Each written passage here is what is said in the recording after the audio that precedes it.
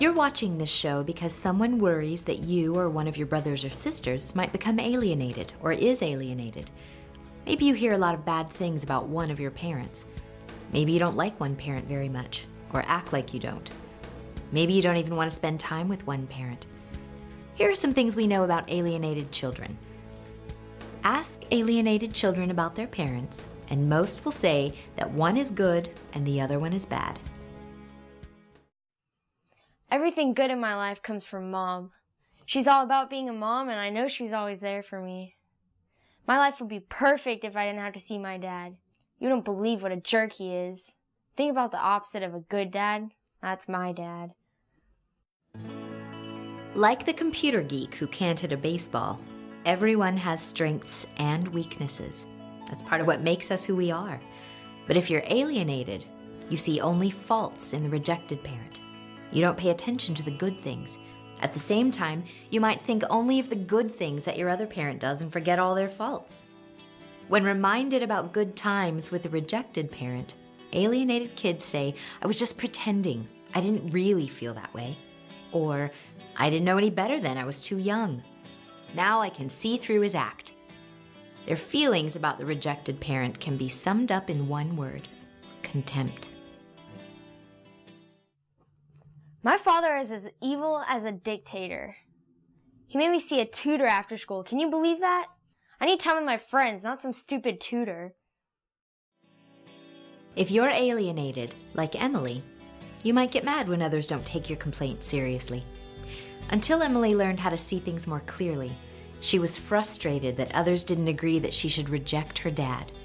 Another girl said she hates her mom and never wants to see her again because her mother makes her finish her homework before she can watch TV. Can you see why we describe reasons like these like a house of cards? They fall apart with just a little puff of reason and common sense. Children who are convinced that they have good reasons to reject a parent don't want to hear anything different, whether it comes from a relative, a teacher, a counselor, or even a program such as this. When people told Emily nice things about her dad, she said, "You don't know him like I do. He's fooled you like he fools everyone." At first, Emily hated the idea of counseling because she figured she would not be taken seriously. She thought it was just another way for her dad to make her miserable. You may feel the same way if your parents or a judge want you to see a counselor. Over time, Emily was able to step back and listen to herself.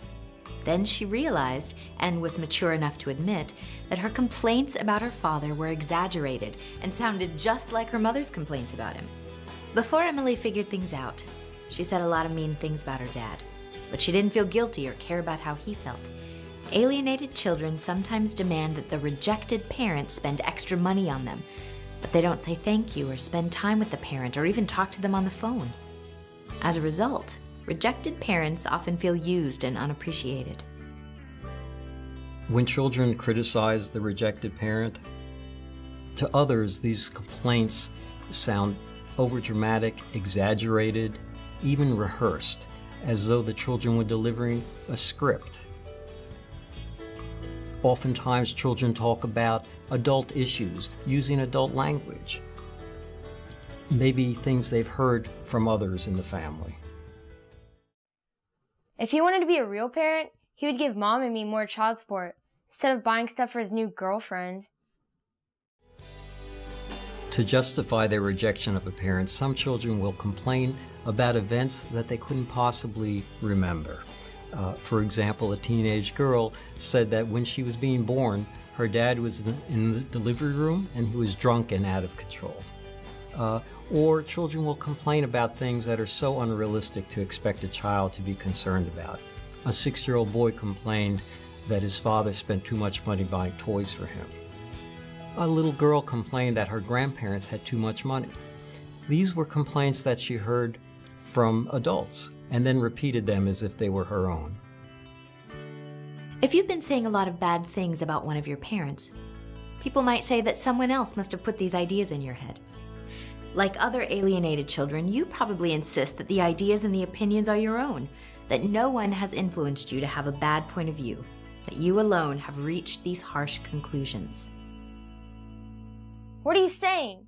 You think Mom brainwashed me? How stupid do you think I am?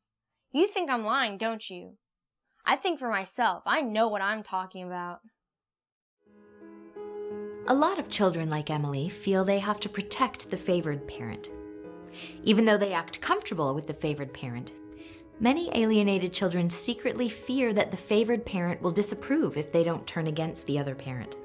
If you feel like Emily, you may have tried to reassure your favored parent that you would never leave them. Many children learn to please their favored parent by saying bad things about the other parent.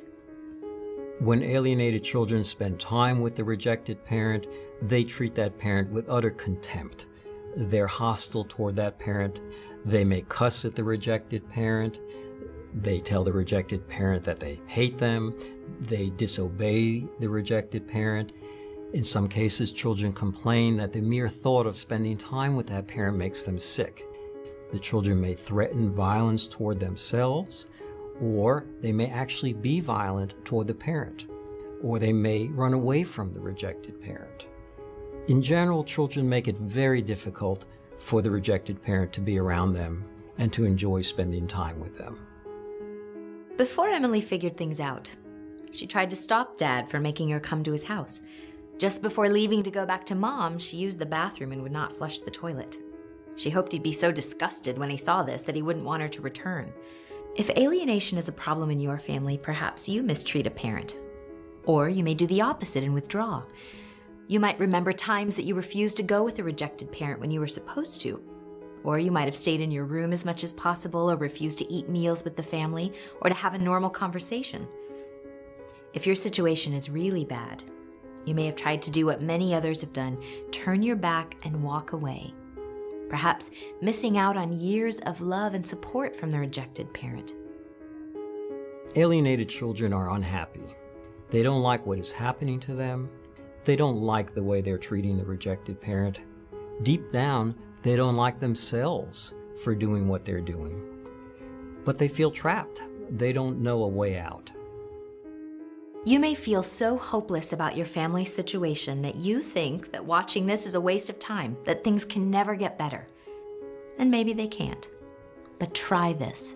Keep an open mind, learn what you can about this problem called alienation, and then decide if you can use any of this program's information or tips to make your situation better and happier.